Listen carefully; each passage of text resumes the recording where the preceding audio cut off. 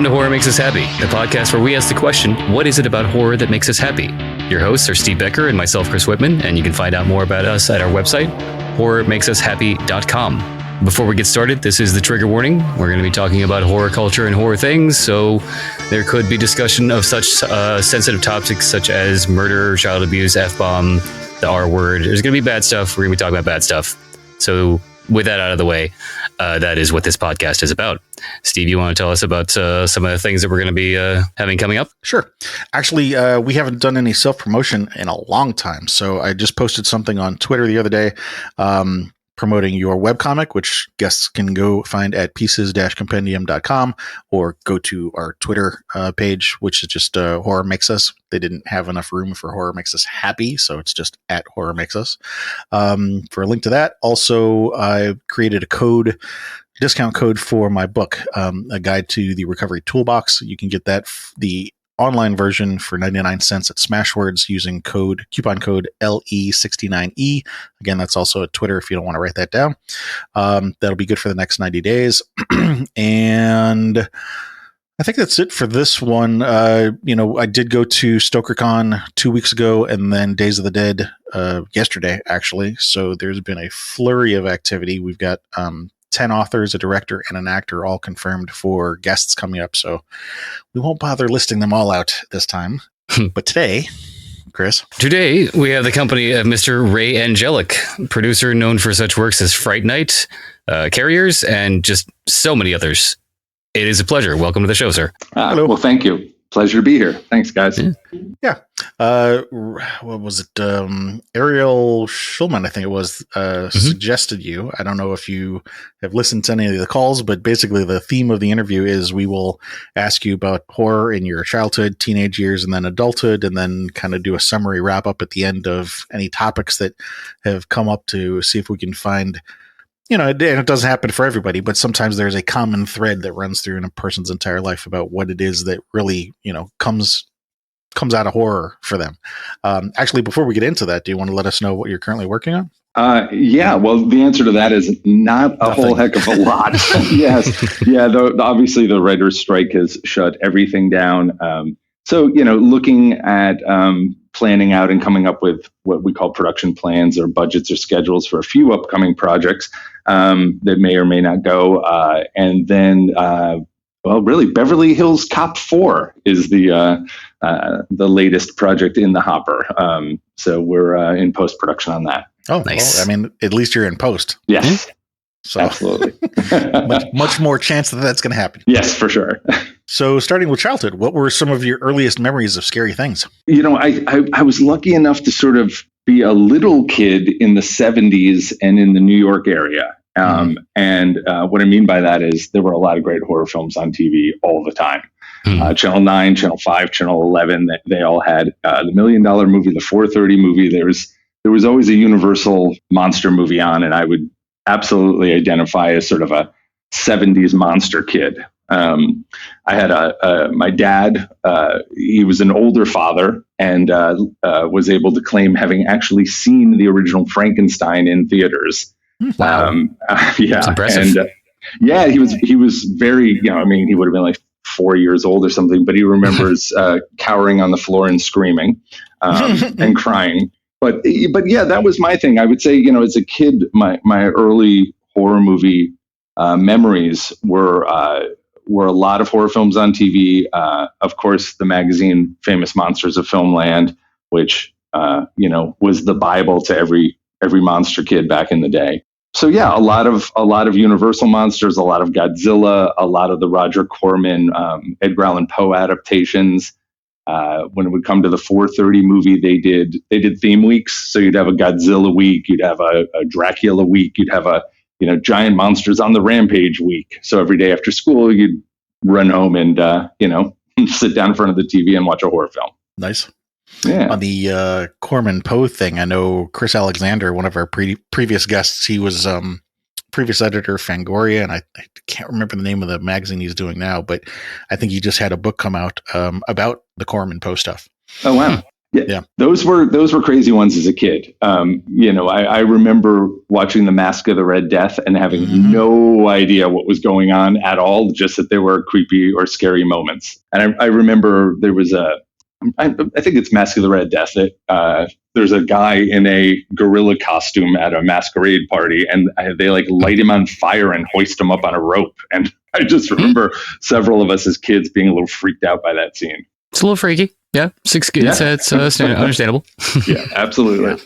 I remember there being a masquerade party in that story movie, but I don't remember the gorilla part. Yeah, I hope I'm not mixing it up with another one. But regardless of the movie, the gorilla costume on fire was a bit much for 5-year-old me. For good reason. Yeah, absolutely.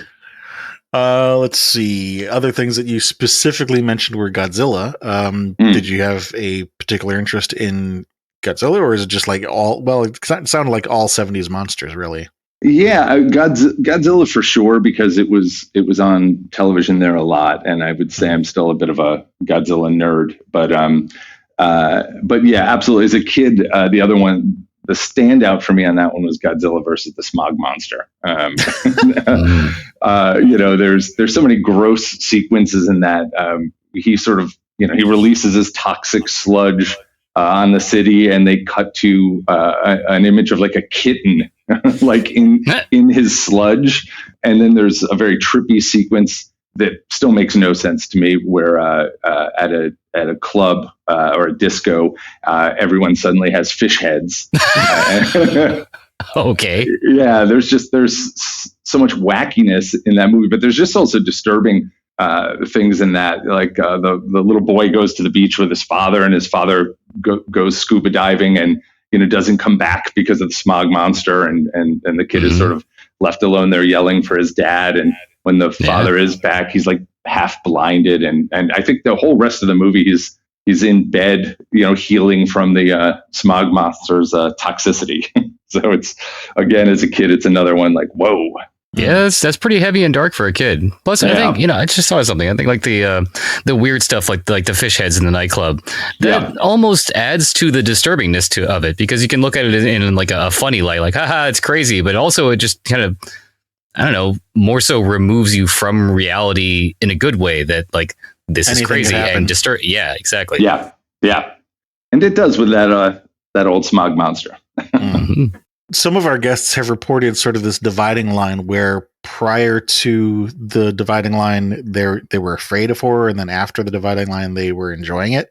Everything that you've listed here so far was enjoyment. Was there ever a time when you really were scared of horror, or was it always enjoyment? Yeah, for the most part, I would say it was enjoyment, but for sure there were moments. And one of the, well, I'll say as a child, the couple of scary moments that stand out from movies. Also in the 70s, there were a lot of made-for-TV horror films. And I find guys my age, people my generation, they have these half memories of these movies like Trilogy of Terror and Gargoyles, Bad Ronald. So they were these weird made-for-TV horror films. And I've just named a few. Trilogy of Terror, the fetish doll monster sequence at the end of that. Everyone remembers that one. Everybody remembers that. It was terrifying. The ridiculous one for me, and I've yet to find anybody else who agrees with this, but there was a movie called The Bermuda Depths, and it was made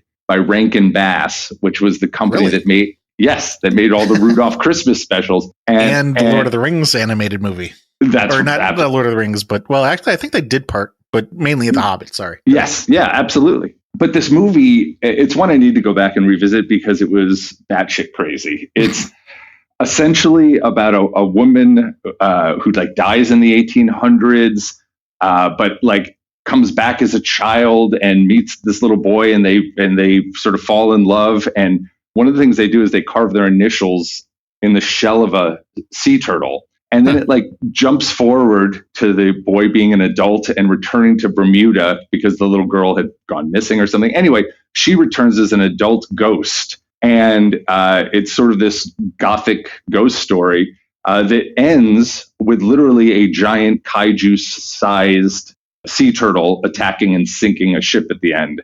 So it literally becomes like a giant monster movie. But I've probably gone on too long already. But what I was going to say is there's a scene in there where the adult woman on a ship at night turns and looks to the camera and like her eyes just light up. Mm-hmm. And I remember my sister and I both like running up and turning off the TV. So, that's the weirdest standout of, a movie actually scaring me. But there were more classic ones. I remember seeing The Exorcist as a kid and being very scared by it. In fact, I remember getting up and turning off the TV before any of the real crazy possession stuff. I remember being freaked out by the hospital scenes. They have these, it's sort of horrific, she's a child and they're strapping her down and they're putting her in MRI machines and she's crying. And I think there's a sequence where they inject something into her neck. And I just remember that sequence being really disturbing. Yeah. Hospitals are creepy in that way, especially with the whole, I guess it goes in line with that loss of control thing. You're restrained. There are people hovering over you and you don't know 100% of what the plan is. So yeah, hospitals can be creepy. Absolutely. And I would say, a couple of the little standouts when I was a kid, there was a couple of moments in John Carpenter's The Fog that scared me. And a sort of forgotten film, The Changeling, with George C. Scott, which is it's a haunted house movie that then becomes sort of a murder mystery. But there's sequences in that where the ghost of this murdered little boy is, not really haunting him so much as reaching out for help. You realize by the end of the movie. But as a kid, that I remember having, for me. Yes, exactly. Well said. Yeah, you remember it. I didn't see the movie, but one of our other guests had brought that one up, and I happen to remember that part of it. Oh yeah, that is part of it. Yeah. What was you mentioned The Fog? What about that one? It's funny because so many of the things it's all very specific to me. The things that I remember being scared by, and in that one, it's not even that scary of a moment. But there's one of the zombie ghost sailors is standing. I think he's standing at like a sliding glass door, and he's knocking on it. And as the character in the house comes into the room or turns around, he just sort of like slides sideways out of frame into the fog. And I remember that completely creeping me out as a kid. Okay. Oh, and the biggest one of all, Jaws, Ben Gardner's head in the hole in the boat. So my mom took me to see that when it came out. So, I guess I was like 6 years old or something. And like my father, I specifically remember kneeling down on the floor behind the chairs, crying and saying, I want to go home. I want to go home. Well, did she take you home? She did not. Hold on. It might get better, Yeah. You wanted this. Now you get it. Exactly. And hey, if that's anything, that's a testament to mission accomplished. The movie was scary. It had people cowering in fear behind the chairs. Yeah. Yeah. Well done. Well done, Mr. Spielberg. Did you participate in Halloween as a child? Yeah, absolutely. It was funny. Oh, sorry, favorite costume? No. I don't have specifically a favorite costume. I think at the time and where I was as a kid, which was about an hour and a half north of New York City, I just remember we literally would run down to like the village pharmacy and buy a rubber mask, and that was your costume. So it was sort of each year was just a different scary rubber mask. Nothing like the costumes I see parents doing for kids today. Yes. Well, times have changed, and so has technology. And at least it was a rubber mask and not the classic, plastic cut your face Ben Cooper mask. Oh yeah, those were the worst with the completely flammable plastic shirt that came with them. Yes, I never thought about the fire possibility of those. Yeah, that's another level. Yeah, absolutely. Yeah, so it would just be a different scary monster mask each year. But yeah, for sure, loved Halloween and also being sort of northeast in the country. I think that's the best sort of place to be. Right, you get the real fall. Season for Halloween. Yeah, I feel bad when I'm handing out candy to kids these days. I'm like, it's 85 degrees out. Yeah, right. Yeah. Chris currently lives in Florida, and I was living there for about 20 years, so I understand that completely. Yeah, I'm in LA now, so no seasons. Did you happen to have a least favorite costume that rings in your memory? I don't know. I know that my mom jumped in one year and made me, we used to call it Ben Franklin. She made me a little old man. Okay.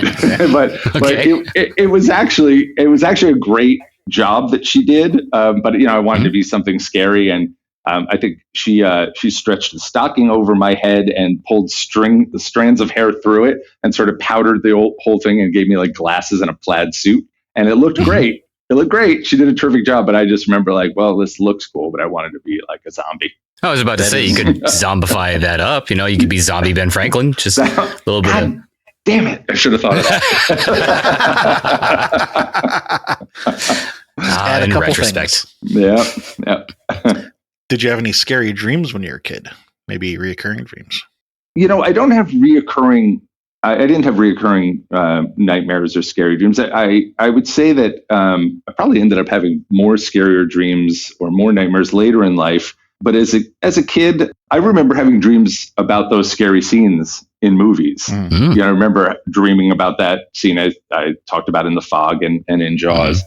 But no, not any sort of notable amount of scary dreams as a kid. Not every question is going to land. You just don't know until you ask. Sure. Did you have was there anything in real life that terrified you as a child?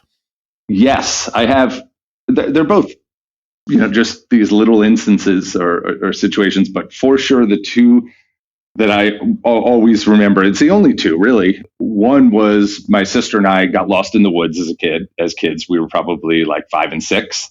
And we're lost in the woods for most of the day, and then found a couple of like city workers, utility truck. We like came out of the woods. We're on the side of a road we didn't know, and we went like running towards them, like help us, and they were like, okay, what's up? And then they were like, oh yeah, walk like 3 blocks that way, and we did, and we were like back in town. But I definitely remember being mostly afraid, and worried about my younger sister being lost in the woods with me.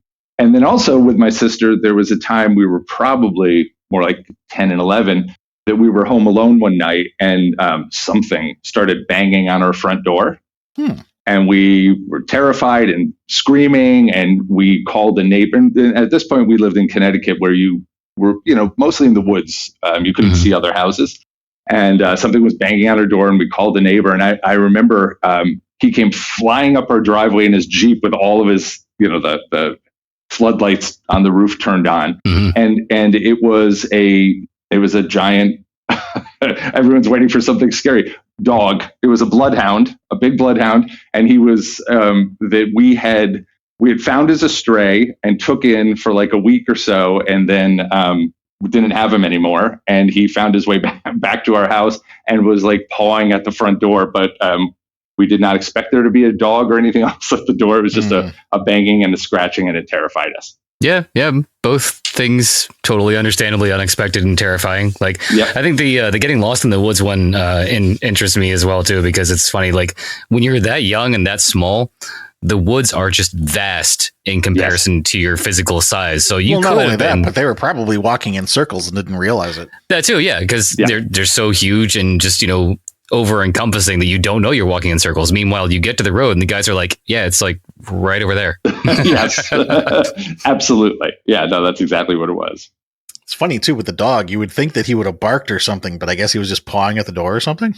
That was it. No barking, no barking, growling, yelping, anything. Yeah, just like pawing at the door.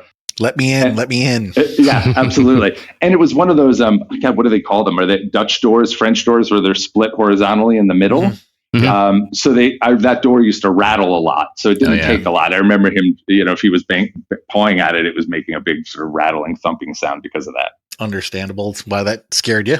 Yeah. Yeah. Was there ever, flipping that last question around to the opposite, was there ever a time in your childhood when you felt completely calm or safe or bliss? Oh, yeah. I mean, I think a lot of times, I had a good childhood. So there were plenty of times, specifically family vacations, or, when I was very little, we lived in a neighborhood full of kids. So it was very Spielbergian that we would all jump on our bicycles and ride down to someone else's house and then ride to a pool, ride to the lake. So yeah, I have a lot of good childhood memories. Okay. Nice. Yeah. Was there anybody else in your family who were fans of horror? Yeah. My dad. And it's funny because, My father's no longer with us. And like I said, he was an older dad when I was a kid. Mhm. But it wasn't really until the last few years of his life that I realized what a movie fan and movie nerd he was. So while he would, sort of as a child, he'd give me the background on these Universal horror movies or these, Hammer horror films that were on TV or the Corman ones. And it wasn't until later in life I was like, oh, wait, that's not totally normal that someone's dad, like he would sit there and tell me, well, that's Vincent Price and that's Peter Lorre. And they were also in this movie. And, he was a fan. And it was funny that it didn't totally occur to me until later in life. But yeah, he liked all movies. But I think because I was kind of a monster kid and he knew enough about them that he was enthusiastic about horror films and took me to a lot that I probably should have never been taken to. That's not uncommon. Yeah. I mean, like The Exorcist, a lot of guests we've talked to, a surprisingly amount, have seen The Exorcist at an age like under 10. Yeah. He took the two I remember. Well, here's a great movie I love to this day, Alice, Sweet Alice, which is also known as Communion, also known as Holy Terror. But I think that movie is so underrated. And my father took me to it when I was a kid. And the killer in that movie, I won't give away the ending, but it's this little girl in a red Catholic girls' school like raincoat and one of those translucent plastic masks. Oh yeah, this one's on my list just because the creepiness of that mask by itself is just so simple yet so effective. Absolutely, I think it's one of the coolest looking. I mean, I'll call it a slasher, but killer slashers in a movie. And the crazy thing about that film too, it was made in the 70s, but it's a period movie set in the 60s, and it's like a no budget movie shot in New Jersey by a guy who was a production designer, and it was his first and maybe only or maybe one of two movies he directed. But I think that movie still completely holds up. I love that movie. You're not the only person that's mentioned that one. I know it's come up at least once, maybe twice before. It's The Mask. That's why it comes up. It's The Mask. And the whole movie, especially if you grew up in the New York area, it was shot in Jersey. It all feels like Jersey, Yonkers, Queens, it all of the 60s. But I remember that one. And then the only time I saw my father outraged from a movie is he took me to see, at my request, Humanoids from the Deep. Okay. Which, if you're not familiar with it, it ends with, what is now sort of a classic, but a monster rips out of a pregnant woman's belly. And that was way too much for my dad. He took me by the arm. It was the last shot of the movie. Took me out into the theater, demanded to see the manager, demanded money back. He was very upset with that one. I mean, I took my kid to this thing. Sir, this is rated R. Yeah, but still. That's it. Exactly. That was exactly it. So yeah, I would say that was my long answer. Sorry about that, but it was my dad definitely enjoyed horror films too. Yeah, it's interesting though, because the way you describe it, it sounded like you said he was more of just a movie fan in general. But I think it was kind of like you were saying he maybe was enjoying the horror movies because he was enjoying your enjoyment of it, if that makes sense. Yeah, I think it does. I think he had seen and enjoyed obviously a lot of them too, but he was definitely enjoying seeing them with me and sort of through my eyes, I suppose you could say. Yeah, and I'm remembering more talking to you guys, but he brought me to Halloween 2 and Friday the 13th 4, which was my first viewing of each one of those franchises. Okay. Which obviously became a bigger deal for me as I was in my teen years, and sort of in the slasher phase. Of course. Yeah. Yeah, those are good ones to start off with, Friday the 13th 2, you get to start off with Jason. Or no, it was Halloween 2 and Friday the 13th 4? Halloween 2, Friday the 13th 4. Okay, yeah. Yeah. Which I still maintain is the best Friday the 13th. I have no comment on that. Was that the one with the camp with the kid with the candy bar? Was that 4? No, that's 5. Oh, which we'll probably have to talk about it in a minute. But no, 4 is the one with Corey Feldman. Oh yeah, best one by far. Yeah, I agree. Yeah. When I said no comment, I wasn't being derogatory. Of the two of us, Chris is more the horror fan. I'm more the psychology guy. So I do my experience with horror is very spotty. Like there are things that I know of either from personal experience or picking it up through these calls and stuff like that. But like we were, for example, Friday the 13th, I couldn't tell 1 from 2 from 3 from 4. So just when I said I had no comment, it's because I have no frame of reference. Gotcha. I thought that might be the case, or the other reason would be there's a lot of Friday the 13th Part 6 lovers out there who like to argue that Part 4 is not the best. Well, it sounded like we were about to go into the teenage section, so let's do that. Moving into the teens, if you were to pick like the top 2 or 3 things that jump out to you in memories from the teens, what would those be? Well, with regards to horror, I'm going to say John Farrell's Basement, which the psych side of you, the psychology side of you, is probably right now going, ooh, what happened to John Farrell's Basement? But it does swing back over to the movie side of things, in that that's where we all hung out and watched horror movies on VHS pretty much every day after school. That's what I caught from it. That's what I figured it was. You know, it's the hangout spot. Yeah, for sure. His house was the hangout spot, and you know, as a kid, it was watching horror films on TV and shooting a couple of Super 8mm horror films. In fact, when I was like 10 or 12, I did. I think in 5th grade, I did the Preppy Killings.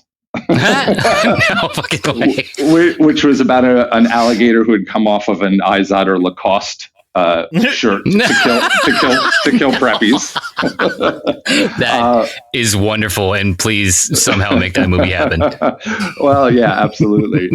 And then I did a Halloween sequel where I played Michael Myers, and I was probably in 7th grade. Cool. And then switching over to high school, it was watching horror films in Farrell's basement, and then on VHS instead of TV, and shooting our own horror films on VHS. Back in the days where you had the camera and then the VHS machine slung over your shoulder. Right? And that, I would say, was sort of the natural transition from Monster Kid to like horror slasher. It was, I would say, that's where you went from famous monsters to Fangoria. So yeah, a lot of nights of watching, you know, horror films in the 80s on VHS. We also sort of fell into a bad horror film sort of thing where we would, you know, we loved movies like, it could be Ed Wood movies, it could be the Herschel Gordon Lewis movies, Don Dohler movies, but that's where we started watching, you know, Blood Feast and 2000 Maniacs. Basket Case was a huge one. It's the Evil Dead movies. It's funny. I remember about Evil Dead was, I think when it came out, I was in 6th or 7th grade, and I remember it being talked about on the playground as a movie that scared the 8th graders. That's a good ranking system. Like, it scares 8th graders. Totally. But yeah, and you know, the other thing that would happen back then is you would grab these movies with little idea of what they were and get them back home and watch them. And there were movies like, I remember my friend John would describe them as movies that made you want to take a shower afterwards. The one that springs to mind is, I remember we were like 20 minutes into the movie Maniac, and we were all like, you know, which is now a movie I love, but back then we were like, okay, enough of this movie. Yeah, Maniac was not only gory, but a little creepy. You know, it had that going for it too. Yeah, both of them, absolutely. really. You've seen the remake too, right? I did. Yeah, I thought the remake was pretty cool, actually. Yeah, they were both great. Yeah, it's one of those rare occurrences where both are good.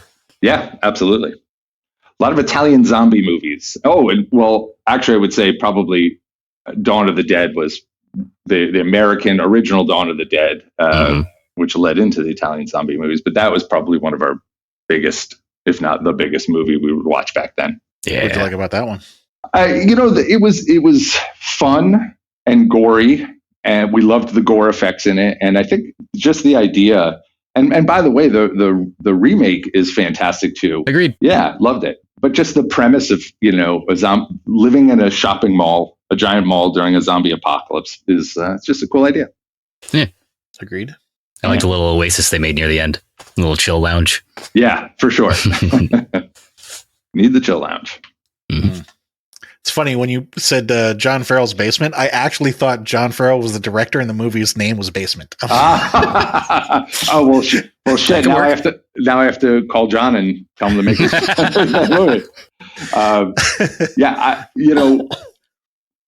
To touch on the Evil Dead too, because the importance of those first two movies was huge. And I had a super cool geometry teacher. I think it was sophomore year, Mr. Edwards, and he heard me talking about it. And he was from Michigan, and he had gone to the premiere of The Evil Dead years earlier. And he had the book, like the booklet they handed out, and his ticket stub. And this is back when the movie was called Book of the Dead, before it was Evil Dead. Yep. And he gave me both of those things. Oh, wow. Which I was just like blown away by. So he instantly became my favorite grown-up in the world. Yep. We're best friends now. Did 100%. Did you pay more attention in geometry class from that point? Let me tell you, the crazy thing is I was a 100% like A+ geometry student in that class. Yeah, it's amazing. Was that before or after the gift? I think they happened around the same time. I think but no, just having a great, cool, enthusiastic teacher always helped, and that for sure made me pay more attention and get more into it. One Halloween, he told me make a horror compilation, and that's what we'll show in the classroom. And I remember again in Farrell's Basement, we cut together nothing but it was like 40 minutes of gore sequences. Awesome. And then this was back in the old days, roll in the TV cart, and he let me play it. And I just remember thinking at the time, like, this is nothing but mutilation and gore and violence. You're right. And there was a girl in the class who was an exchange student. I think she was. Oh no. Yeah. I think she you was. Americans are crazy. Totally. And she was just like baffled and shocked, which was what was so funny, because there was that comedy Summer School in the 80s. And it has two horror fans who keep coming in and disrupting class by staging fake deaths and gore. And there's an Italian exchange student who's just like completely enamored with it. And I was like, great, that happened to me. But she was completely horrified and disgusted. Yeah, it's kind of the opposite. Yeah. Oops. Yeah, totally. I mean, he asked for it. Yeah, indeed, he did. Maniac, you mentioned being grossed out, but can you expound on that a little? What did you like about Maniac? Yeah, well, at the time I didn't like it. I came around in later years to liking it. We were drawn to it in that it was this dark, disgusting, nasty movie, but that's also what sort of turned us off on it at the time. But there were a lot of obviously late 70s, early 80s films that were shot very low budget on 16 millimeter with not maybe the best cinematographers and some really fringy subject matter, gross, dark subject matter, and then you sort of copied those down to VHS, and you sat in a movie and watched Creepy Joe Spinell shot on grainy 16 millimeter, now viewed on VHS, and it just had like a sort of an ick quality to it. But that one in particular, I mean, if you're not familiar with the movie, he's kidnapping and scalping women and nailing their scalps to mannequins that he sleeps with. So it's a gross, dark one for sure. Yeah. What about Basket Case? Basket Case had that same gritty, grimy. They're both shot in New York too, so they both have this gritty, grimy, old school New York feel. But Basket Case is just so insane and so batshit crazy, and for us, it also appealed to us in, like I said, we loved bad movies like Ed Wood movies, and there was a certain entertainment in the bad acting or bad dialogue. But really, I mean, for anyone who doesn't know that movie, it's basically a head with arms being carried around 80s New York, Times Square, murdering the doctors who separated him from his older brother's body. So it's bloody, it's gross. And it's funny because, that movie really entertained us with its sort of bad moviness, but also I think entertain us with like the over the top gore and the insane premise. And I went back and watched that movie a couple of years ago, and it had been a long, long time since I watched it. And I didn't realize until that last viewing all the humor in it, that he wasn't taking the movie seriously. Like when we were kids, we took the movie seriously, thought the filmmaker took the movie seriously, and it was sort of a bad, funny, gory movie. And I was like, oh no, he knows he's making a complete over-the-top, ridiculous exploitation movie. Mm-hmm. So I sort of saw it with new eyes as an adult. Went from laughing at him to laughing with him. Exactly. Well said. Exactly right. Yes. Yeah. It reminds me of a more recent one that, shame to admit this about a lot of older movies, Back to Taste is still on my list. I haven't seen it, but I imagine it's very similar to Bad Milo if you've seen it. Oh, I've never seen Bad Milo. I know of it, but yeah, I haven't seen it. It's similar, grotesque mutant creature that the protagonist befriends, and they kill people together. It's fun. Beautiful. Love it. Also, he lives in his butt. Oh, okay. Well, amazing. Well, the funny one, I'm not the first person to point this out, but whatever it was, a year or two, the movie Malignant. I was like, Malignant is basically a Basket Case remake. It kind of is. Yeah. Again, haven't seen it, but from what I've heard about Basket Case, Malignant is on the same vein. Yeah. Kind of. Yeah. I actually have seen that one, and I guess you could say that. Yeah. I don't want to say too much for the people who haven't seen it, but yeah, it's all spoiled in the opening credits. Fair. I don't remember the opening credits, so I can't. They show a lot of it. They do. I remember having a friend of mine watch that afterwards, and I said, you have to hang with it. Yeah. And see where this goes. And about halfway through, he was texting me, what is this? Another Conjuring, Insidious, haunted house. And I'm like, no. Hang with it. It changes. Just stay through to the jail scene at least. Trust me. 100%. That's where it all changes. See, I suggest, after I saw the movie, I suggested to Chris that he really needed to watch it because I know Chris well enough to know some of the things that he likes and doesn't like.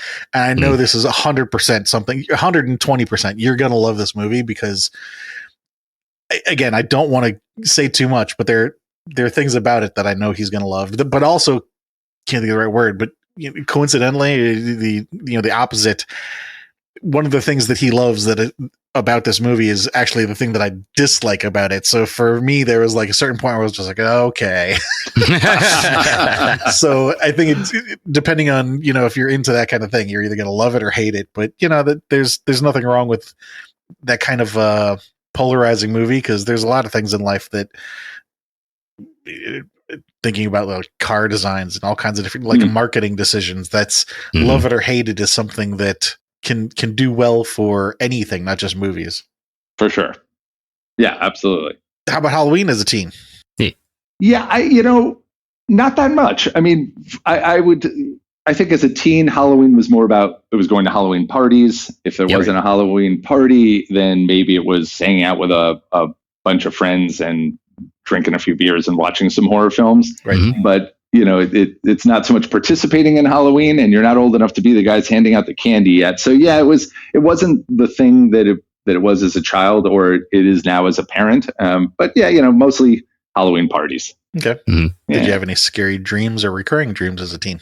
Not scary. I think I probably more than a few times had the standard like stress dreams or anxiety dreams. Like, oh my God, I walked into class and didn't know there was a test. And I'm in my underpants. I know those are all classic. I know those are cliches, but I think it was more things like that as opposed to scary dreams. Fair enough. Yeah. Anything in real life terrify you as a teen?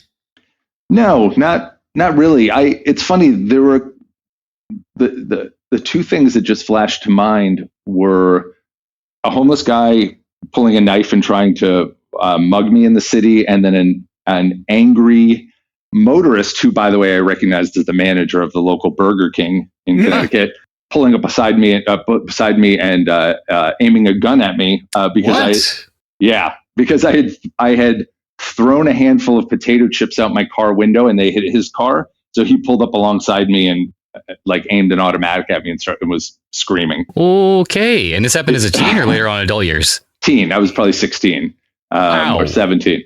So both of those things were 16, 17, but oddly, when both of them happened, I wasn't afraid, and nor did I panic. I just sort of both watched sort of both of them unfold and was like, what the hell is this? And both went away. Like we sort of, the guy with the knife and I sort of parted ways, and the guy with the gun, I think, also recognized me because in high school I had friends who worked at that Burger King. That's how I recognized him, and I think he may recognize me. And we both sort of, our cars parted directions, or he passed me.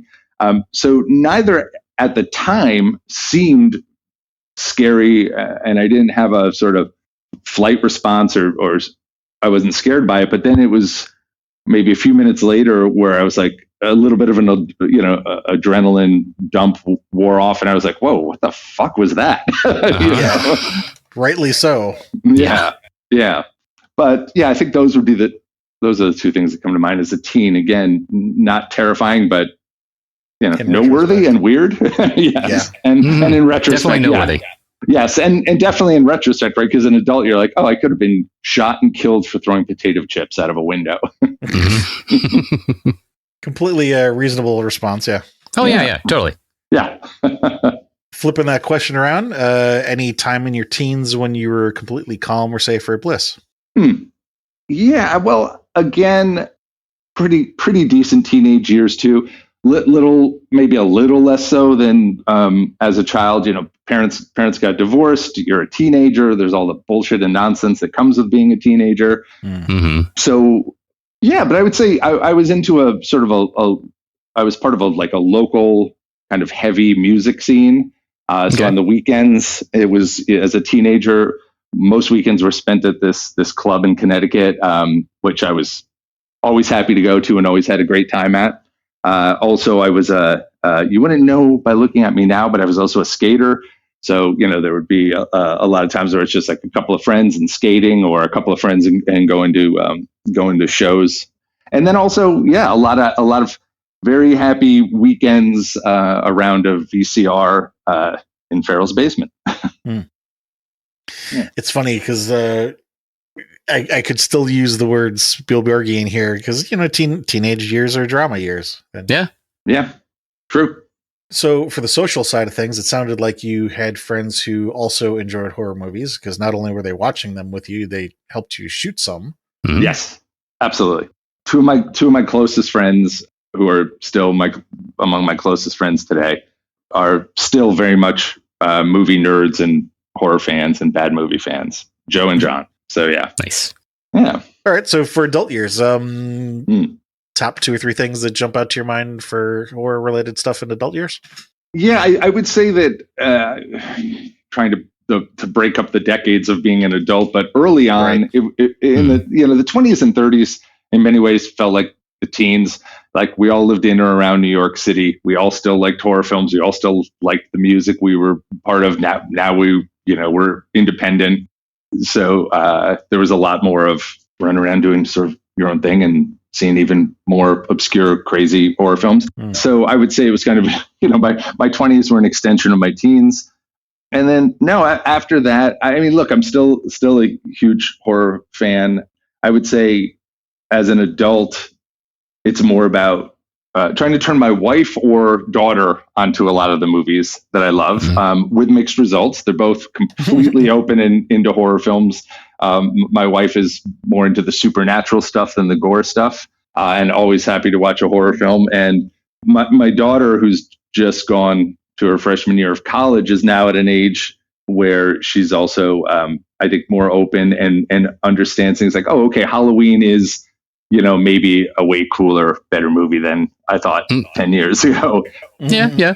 It gives you a different perspective as an adult, Yep, for sure. And there's movies I can show her now. Like the other night, we all sat around with popcorn and watched Clockwork Orange for the first time. Nice. Which she had asked me a number of times to watch, and I just kept saying, little too rapey when you're older. Yeah, right. Yeah, side note on that, I heard they're going to try and do a reboot of it, and that is not, I don't think that can happen this day and age. That's a no. Yeah, and as a guy who has been part of remaking a classic horror film with satisfying results, I'll say, but is a filmmaker and a film fan, I don't know, man. Just if something was a great standalone, don't remake a great movie. Don't reboot or make sequels to great classic movies. Some of them sound so great in theory, and then they're just disappointing. Yeah, and there are just so many more that were adequate or not great or classics that would be good for a reboot. Absolutely. Like, for instance, look at The Thing, look at The Fly. Those are my go-tos, right? Like, they were decent BC genre movies of the 50s, but the technology and the filmmaking got to a point where you could take that story and make it better. The Fly is incredible. The Thing is definitely one of my favorite movies. But yeah, when you say A Clockwork Orange, let's go reboot it or do a spin-off, stay away. Yeah. Although we did mention the Dawn of the Dead remake, and that was a great remake of a great movie. That's one of the few. Mm-hmm. Yeah.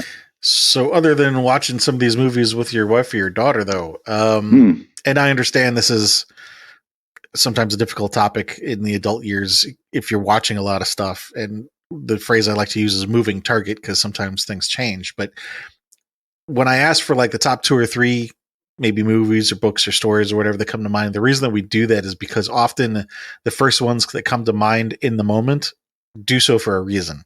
And so that's why I was wondering if there's maybe a couple that come to mind off the top of your head of, I really like this one, I really like that one. Yeah, interesting. God, I think I'm a little bit stuck behind the times as far as the movies that I really love, but some of the more recent ones that have sort of stuck out to me.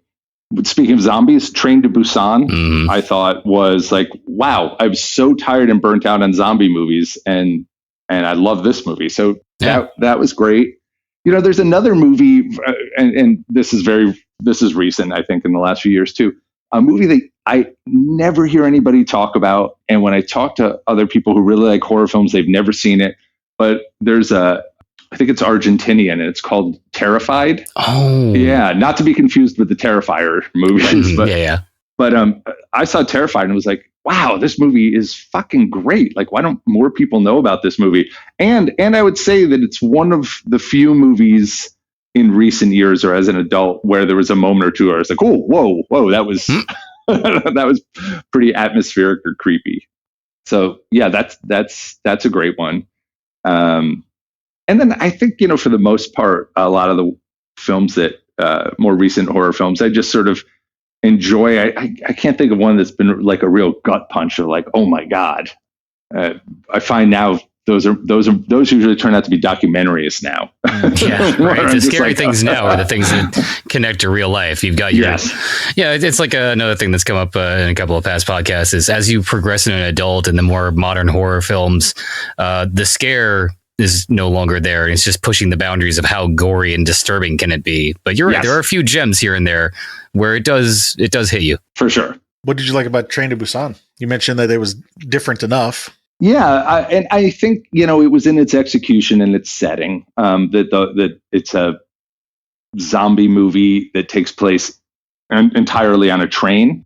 So I just thought that it was very well executed and sort of an original take on at least the setting, not necessarily the zombie infection. And it has a bit of a I don't want to spoil it, but it has a bit of a gut punch ending too. Yeah. So that one sort of stood out. And it's funny, I think that if I really sat down and thought about it, like Terrified, I would come up with a list of smaller, maybe unknown films that stood out to me. And some of them are known, like when It Follows came out and everybody was into It Follows, and I went and watched it. I thought it was pretty great. Mm-hmm. There was a film, again, not a lot of people have watched, or maybe they have, called The Ritual. Great film. Yeah, that right. And No One Gets Out Alive. I love how the two are connected and in the same universe. Yeah, absolutely. Yeah, and by the way, I think the monster or the creature in The Ritual is probably like my favorite creature of like 20 or 30 years. Absolutely. The whole and how it actually ties into the Nordic folklore with the Jotun, just chef's kiss. Yeah, absolutely. And just thinking of more recent stuff, I can't say I loved X and Pearl, but I did really enjoy them. I liked Pearl maybe more than X. Was a bit of a standout. There's a little black and white film called Eyes of My Mother, which is pretty atmospheric and grim and weird that I've recommended a number of times to people. That's come up in a call or two, I think, as well. I think it came up on the call with Ariel, didn't it? Maybe. Oh, really? I bet I recommended it to him. I bet you did. But yeah, there's some good stuff in that one for sure. Let's go back to Train to Busan and Terrified for a second. So you mentioned gut punch ending for both of those, and it sounded like maybe you didn't want to give away spoilers, but digging to the emotional connection that we have with some of these things is kind of highlights or uncovers something that is worth talking about. So maybe without giving away the spoilers part, can we talk about how you felt in terms of that gut punch ending for Train to Busan, in terms of like what was your emotional reaction there? Yeah, that one has a sort of father-daughter relationship at its core, which I can certainly relate to, being the father of a daughter. Right. And then it just ends, really bleakly and sad for the two of them. So, that one definitely kind of affected me or bummed me out. It's like, it's like the end of The Mist, where you don't see the bleakness or hopelessness or sad ending coming. And I think if you add the extra layer, which both of them have, of like a parent-child relationship, it's like, oh man, well, what an ending. But I think I've always responded to that. A weird, hopeless, bleak ending of a horror film sometimes can just bum you out, but sometimes it hits you. This one, while talking, just came to mind. But like the end of Lucio Fulci's The Beyond is one that some people might snicker at the execution, but I remember just thinking like, oh man, that is a great interpretation. I'm going to spoil the ending. That's a great interpretation of what ending up in hell would be like. Like each direction they turn, it's just the same view of like corpses laying across a dark gray landscape. Mm-hmm. Turn 180, it's the same view. Turn 180 again, it's the same view. Turn to the left, turn to the right, and then they turn to the camera and their eyes are just white and they sort of like walk off, into this bleak, dark hellscape. And I remember like, oh, what a bleak ending, but also, man, just cool and creepy. Yeah. No relationship, no father-daughter relationship in that one, but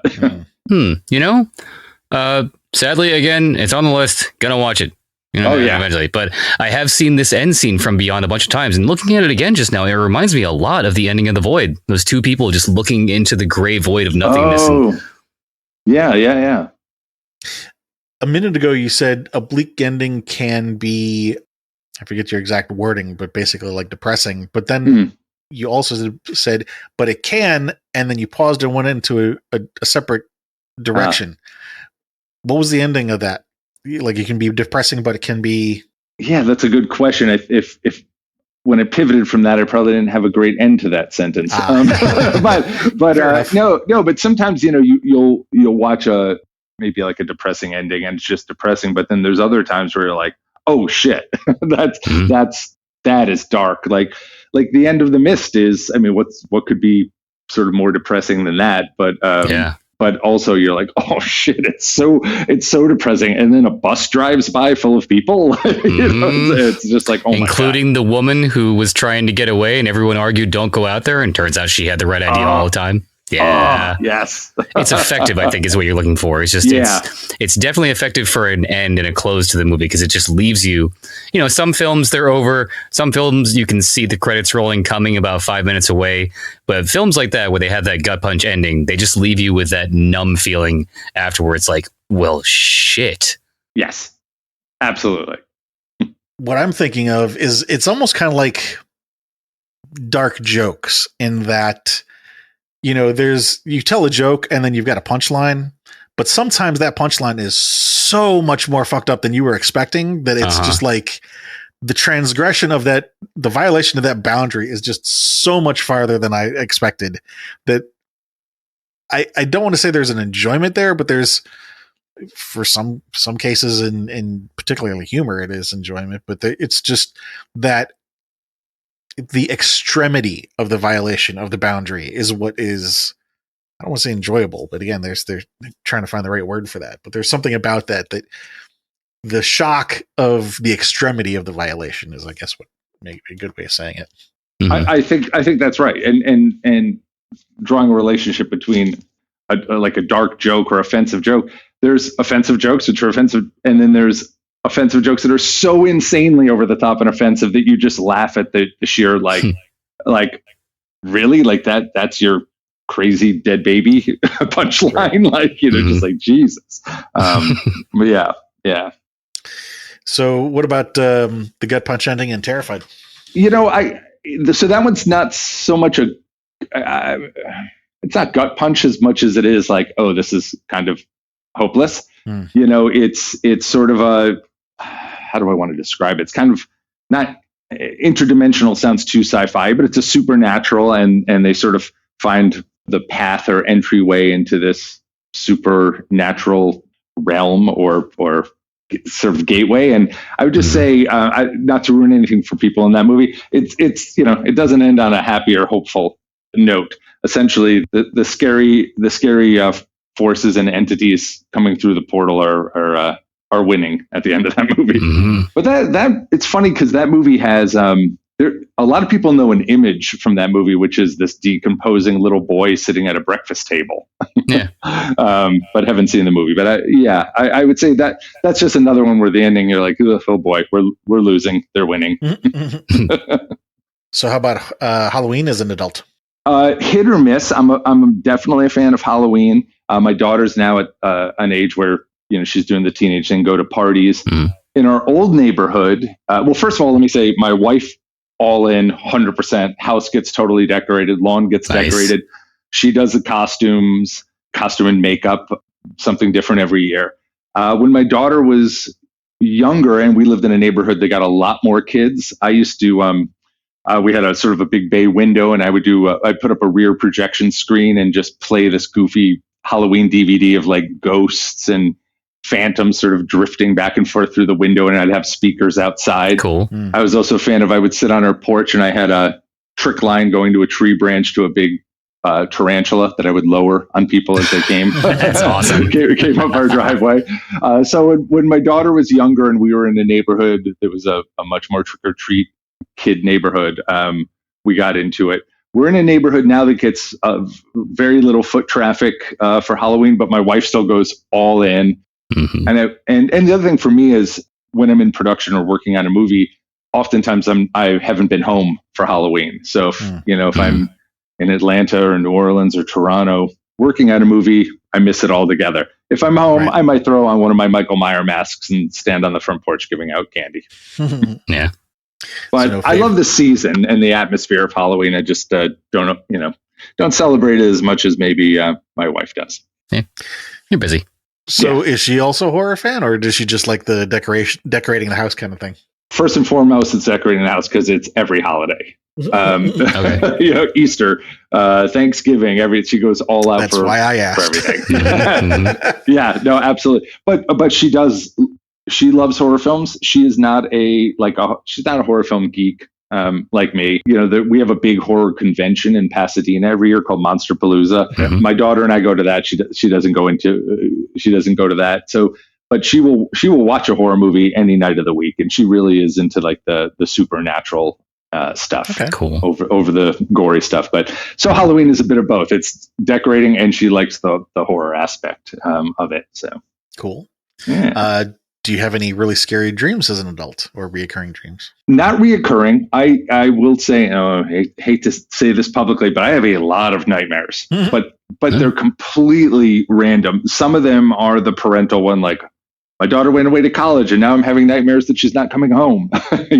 But other ones are just completely unrelated to anything, and it's just I'm in a hellscape version of New York City with zombies. I think the influences of books I read as a kid and movies I've been watching my whole life definitely wormed their way into my dreams. So, the occasional reality-based parental one, but mostly, not reoccurring, not related, but definitely a fair share of scary dreams. Wonder if there's a recurring theme or something. Yeah, I haven't thought about that. Hard to say. I would say not completely dissimilar from the ending of The Beyond. There is a lot of like, what is this terrifying, bleak landscape I find myself in? Mm-hmm. But yeah, they do seem to be all over the board. I suppose if I really sat down and thought about it or talked to somebody, I might find a theme, but not one springing to the top of my head. Okay. We'll leave that for a different podcast. Yeah, exactly. Has anything terrified you in real life as an adult? No, not as an adult. I mean, there's been, there's the passing of my father. There was, there's people I know, a family friend who died of COVID. My father, when he passed away, there was on location on a film I was in, there was a terrible accident with some fatality. So, fair share of real life tragedies, but the ones that happen. So not anything terrifying or I was afraid of, but certainly like some oh shit moments there. Yeah. Yeah. Mm-hmm. Well, I mean, it's better that they fall into this category than any of the others that they could fall into. Yeah.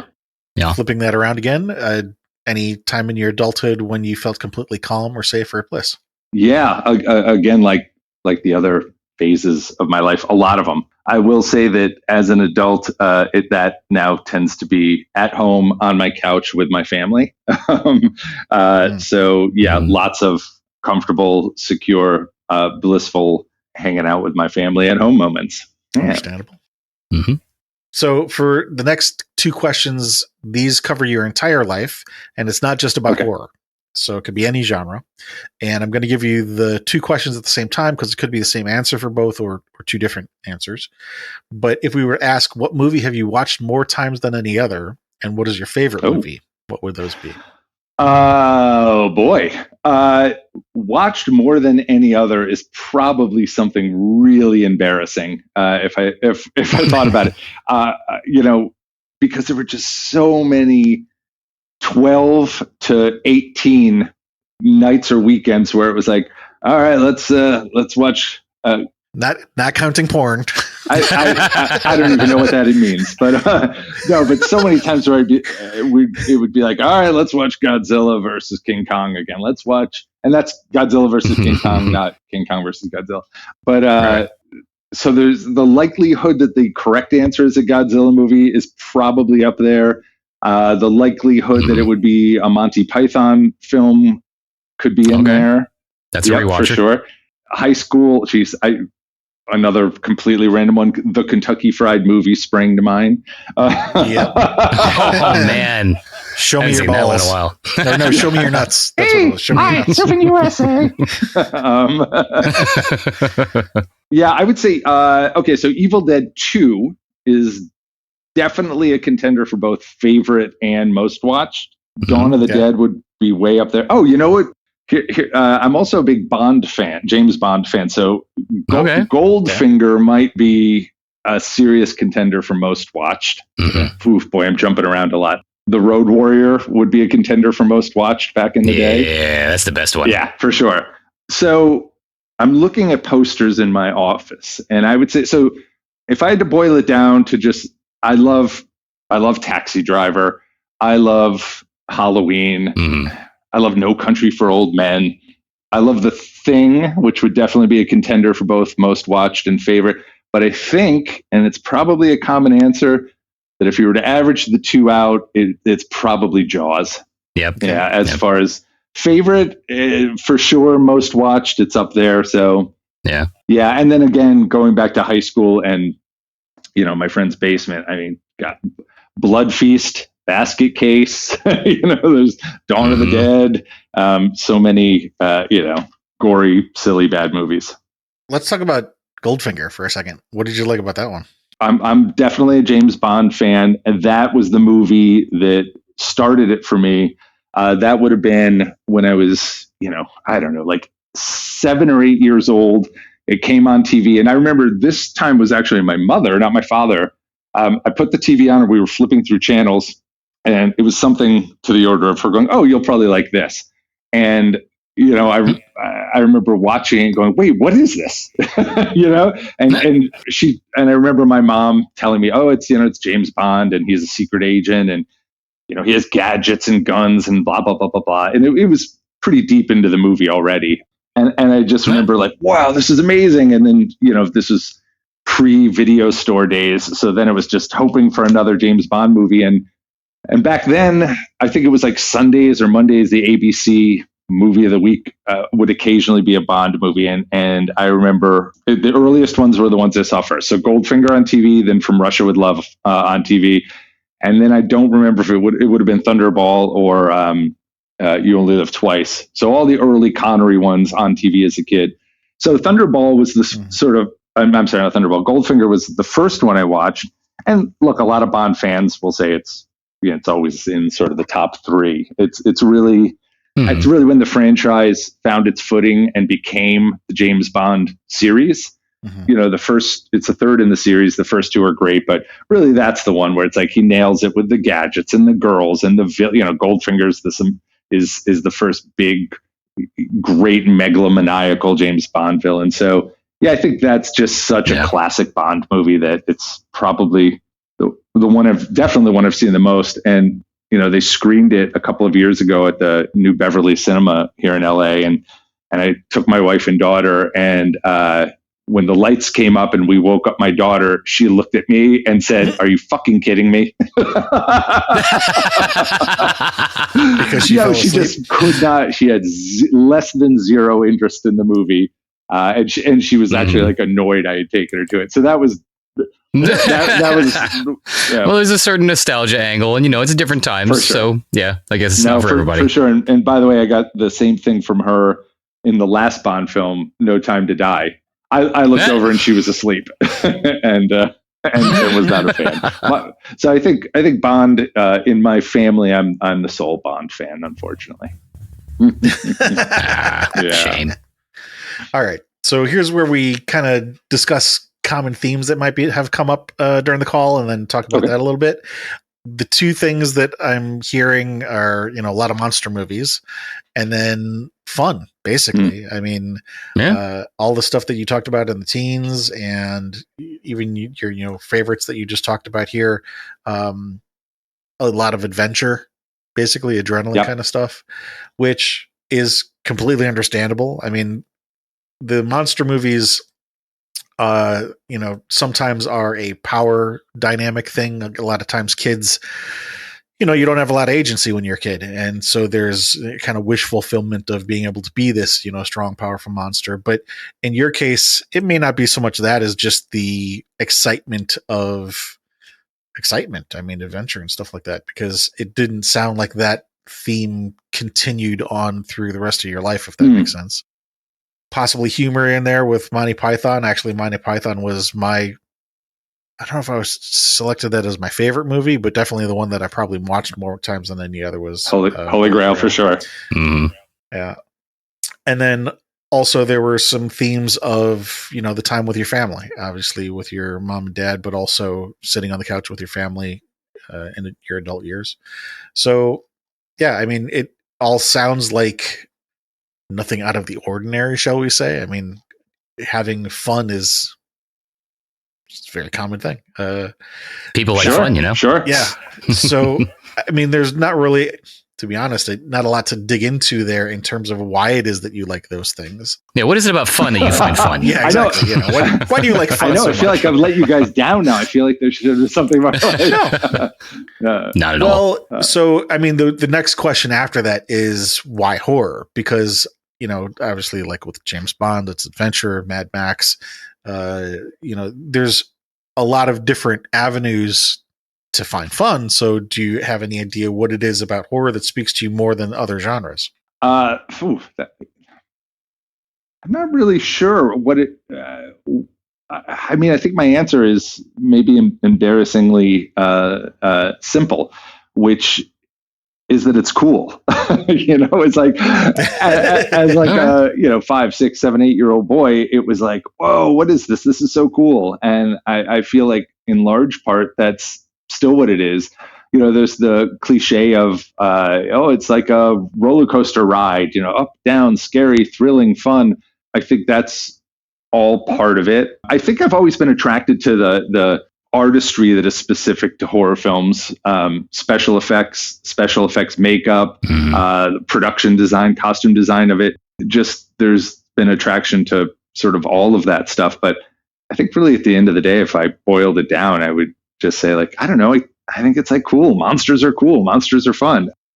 To your point, I would say my other genre would be like action adventure. When we were talking about movies seen the most, I could just as easily say Raiders of the Lost Ark is probably up there, and Aliens is probably up there, and some old westerns. But I think that I come back to horror for you might have nailed it with the fun. It's fun. It's cool. I've always appreciated the artistry of it.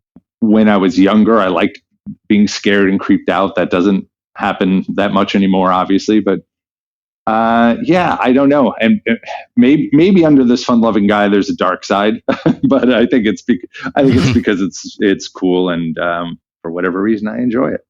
Potentially something that might be there that we just haven't uncovered in this call, because there's only so much you can say in an hour or two. But when you talk about the artistry and the design, I'm wondering, because you say, well, that's cool, and then an obvious follow-up question to that is, well, what's cool about it? And then you talked about the artistry and the design.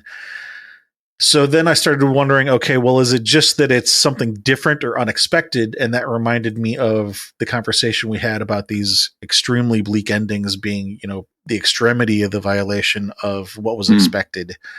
And then I started also thinking about, talking about being a skater and the music scene. And so I'm wondering, has there been maybe a theme of counterculture stuff in your life that we just haven't addressed on this call? Yes. For sure. I think I would say for sure.